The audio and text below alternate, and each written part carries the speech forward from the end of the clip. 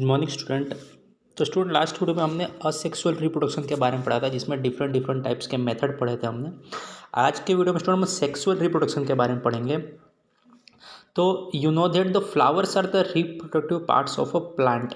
मतलब जो प्लांट का जो हमारा मेन जो रिप्रोडक्टिव पार्ट होता है वो एक्चुअली स्टूडेंट होता है flower. And now stamen are the male reproductive part and pistil is the female reproductive part. तो स्टूडेंट ये भी आपको याद रखना है कि जो मेल रिप्रोडक्टिव पार्ट होता है फ्लावर के अंदर उसे स्टेमेन कहा जाता है, जिसका जो डायग्राम अगर आपको बताओ तो देखिए स्टूडेंट यहाँ पर हमारा ए नंबर का जो स्टेमेन दिया गया स्टूडेंट एक्चुअली वो हमारा मेल रिप्रोडक्टिव पार्ट है, और जो फीमेल है स्टूडेंट वो नीचे है उसके, जिसे पिस्टिल कहा जाता है। तो ये आपको पता हो जाए कि stamen are the male part है जो कि रिप्रोडक्टिव पार्ट है, और जो पिस्टिल है वो फीमेल रिप्रोडक्टिव पार्ट है फ्लावर के अंदर, जो कि डायग्राम आपको ए और बी यहाँ पर 12.9 में दिया गया है। नाउ अब इसके अंदर में ये पढ़ना है कि flowers which contain either only pistil और only stamen are called unisexual flower.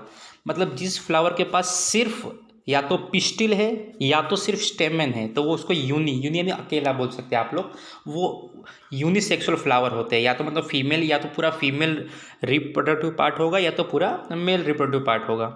Now ये एग्जाम्पल भी दिए कि जिससे corn, papaya and cucumber are produce unisexual flower. तो ये सारे एग्जाम्पल भी कि जो यूनिसेक्सुअल होते हैं उनके एग्जाम्पल है। जो बाइसेक्सुअल स्टूडेंट होता है वो क्या होता है, तो flowers which contain both stamen and pistil are called bisexual flower. मतलब जिस फ्लावर के अंदर दोनों होंगे, स्टेमेन भी होगा और पिस्टिल भी होगी, तो उसे बाइसेक्सुअल फ्लावर कहते हैं। उसके एग्जाम्पल भी दिए गए हैं, मस्टर्ड, रोज एंड पेट्यूनिया, ये दोनों क्या है तो बाइसेक्सुअल फ्लावर है। Now both male and female unisexual flower में be present in the same plant और इन डिफरेंट प्लांट्स। मतलब किसी एक प्लांट के अंदर यूनिसेक्सुअल फ्लावर आपको मिल सकते हैं। याद रखिए यूनिसेक्सुअल फ्लावर का मतलब स्टूडेंट ये होता है, आपको पता चलना चाहिए कि जिसमें वो या तो पूरा पूरा मेल होगा या तो पूरा सिर्फ उसके अंदर फीमेल होगा। अब हमें ये बताना है कि now anther consist pollen grains which produce mail gametes. अगर आप डायग्राम देख रहे हो ए नंबर, तो देखिए स्टूडेंट ऊपर ए एंथर लिखा हो। एक्चुअली एंथर क्या होता है, उसके अंदर पोलन ग्रेन मतलब छोटे छोटे ग्रेन्स होते हैं। और एंड जो पिस्टिल के अंदर क्या कंसिस्ट होता है स्टूडेंट, तो अब pistil consist stigma, style and ovary. अगर आप डायग्राम में देख सकते हो, देखो स्टिग्मा सबसे ऊपर का पार्ट है, स्टाइल जो सेंटर में है, और जो ओवरी है स्टूडेंट वो नीचे का पार्ट है। और ओवरी के अंदर स्टूडेंट ओव्यूल होता है। जो डायग्राम अगर आप देखो तो पता चलेगा कि वो ओव्यूल क्या होता है, जो ओवरी के अंदर प्रेजेंट होता है ना। ओवरी कंटेन्स वन और मोर ओव्यूल्स, एक या ज़्यादा ओव्यूल होता है ना। द फीमेल गेमेट और the egg is formed in an ovule. मतलब जो फीमेल गेमेट होता है वो कहाँ प्रोड्यूस होता है, तो इस ओव्यूल के अंदर ना। In sexual reproduction a male and a female gamete fuse to form a zygote. मतलब जब मेल एंड फीमेल गेमेट एक साथ फ्यूज होते हैं तो क्या फॉर्म होता है स्टूडेंट, जाइगोट ना। अब हम लोग पढ़ते हैं पोलिनेशन के बारे में। क्या है, तो pollen grains have a tough protective coat which prevents them from drying up. मतलब एक्चुअली जो पोलन ग्रेन्स होते हैं वो अगर बहुत छोटे होते हैं, लेकिन जो उनकी प्रोटेक्टिव कवरिंग होती है ऊपर की बहुत टफ होती है। वो टफ इसलिए होती है कि ताकि वो जल्दी सूख ना जाए। उसके अलावा pollen grains are light, they can be carried out by wind और वाटर। मतलब एक तो वो हल्की होती है, वो बहुत स्टूडेंट अगर आप किसी फ्लावर के अंदर पोलन ग्रेन्स को देखोगे तो बहुत छोटी छोटी होंगी, इसीलिए वो विंड या तो वाटर के द्वारा भी एक जगह से मतलब दूसरी जगह वो ट्रांसफर हो सकते हैं, जा सकते हैं ना। Insect visit flower and carry away pollen on their bodies. मतलब जब भी कोई इंसेक्ट किसी फ्लावर के ऊपर बैठता है तो ऐसा हो सकता है कि जो एंथर के ऊपर जो पोलन ग्राउंड्स होते हैं वो उनकी बॉडी के ऊपर चिपक जाए ना। फिर क्या होता है ना, some of the pollen lands on the stigma of a flower of the same kind. अब वो जब वही इंसेक्ट किसी दूसरे फ्लावर पर जाएगा जो कि उसके पास पिस्टिल होगा, तो उसके स्टिग्मा के ऊपर वो अगर बैठेगा तो जो पोलन ग्रेन्स है वो एंथर से स्टिग्मा में चला जाएगा। क्यों बैठेगा तो हो सकता है now the transfer of pollen from anther to stigma of a flower is called pollination. तो पोलिनेशन का स्टूडेंट डिफाइन है कि transfer of pollen grain from anther to stigma, उसे क्या कहा जाता है, पोलिनेशन। अब पोलिनेशन भी स्टूडेंट टू टाइप्स के होते हैं, एक होता है सेल्फ पोलिनेशन और एक होता है क्रॉस पोलिनेशन। तो सबसे पहले पढ़ते हैं कि सेल्फ पोलिनेशन क्या होता है, कि if the pollen lands on the stigma of same flower और another flower of a same plant. मतलब एक ही प्लांट के अंदर या फिर एक सेम काइंड के फ्लावर के अंदर अगर पोलन ट्रांसफर हो रहा है एक जगह से दूसरी जगह, तो उसे सेल्फ पोलिनेशन कहा जाता है। मतलब प्लांट सेम है, भले फ्लावर अलग हो सकता है, लेकिन उसको self pollination.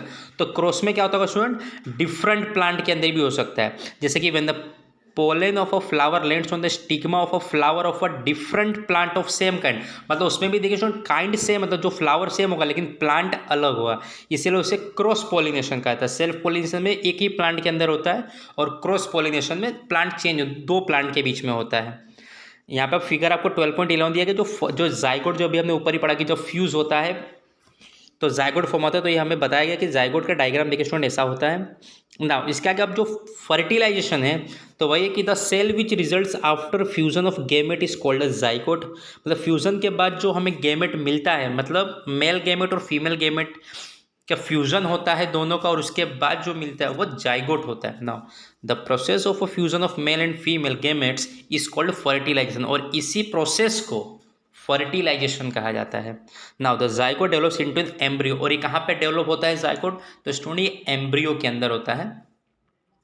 Now fruits and seed formation. Now अब after fertilisation the ovary grows into a fruit and other parts of the flower fall off, मतलब जो यही जो ओवरी होती है वो आगे जाकर फ्रूट में कन्वर्ट हो जाती है। Now the fruit is ripened ovary, now the seeds develop from the ovules. अब इसी के अंदर मतलब जो हमारा ओविल्स है उसके अंदर क्या होता है, सीड डेवलप होता है। Now the seed contains an embryo enclosed in a protective seed coat. आपने देखा होगा जो सीड्स होते हैं उसके ऊपर भी एक लेयर होता है जिसको प्रोटेक्ट करता है, उसी को सीड कोट कहता है।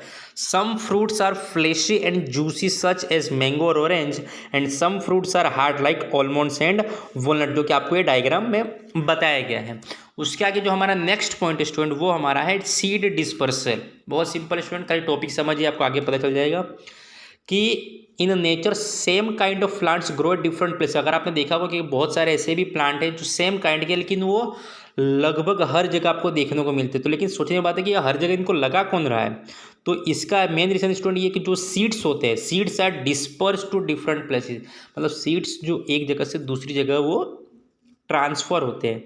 तो उसकी हेल्प के लिए बहुत ऐसा कुछ नहीं कि हम ही जाते हैं, ह्यूमन बींग्स ही खाली ट्रांसफ़र करते हैं सीड को, और भी बहुत सारे रीज़न हैं। तो वो सब हमें रीज़न पढ़ना है कौन कौन से हैं। Sometimes after a walk through a forest or field or a park, you may have found seeds or fruit sticking to your cloth. Now, आपने देखा हो जब भी अगर आप किसी फील्ड में फॉरेस्ट में जाते हो घूमने के लिए, तो आपके पैरों में या आपकी बॉडी कपड़े के ऊपर क्या होता है, जो फ्रूट्स या सीड्स चिपक जाते हैं ना। Did you try to observe how this seeds were clinching to your clothes. Now what do you think will happen if all seeds of plant were to fall at the same place and grow there. There would be several competition for sunlight, water, minerals and space. मतलब अगर सारे के सारे seeds अगर एक जगह ही गिर जाए तो वहाँ पे इतने सारे प्लांट ग्रो होंगे तो वो अच्छे से ग्रो नहीं कर पाएंगे, क्योंकि सारे प्लांट्स को सनलाइट चाहिए, वाटर चाहिए, मिनरल्स चाहिए, और साथ में स्पेस जगह भी चाहिए। तो इसी की वजह से एक साथ अगर सब ग्रो हो जाएगा तो कोई भी अच्छे से ग्रो नहीं हो पाएगा। तो इसीलिए plants benefit by seed dispersal. तो इसलिए अगर जो बहुत सारे प्लांट को बेनिफिट भी होता है सीड डिस्पर्सल की वजह से, क्योंकि उनको स्पेस ज़्यादा मिलती है। Now, it prevents competition between the plant and its own seedlings for sunlight, water and minerals. Now, it also enables the plant to invade new habitat for wider distribution. मतलब अलग अलग टाइप्स के भी जो habitat वो grow होता है उसके अंदर।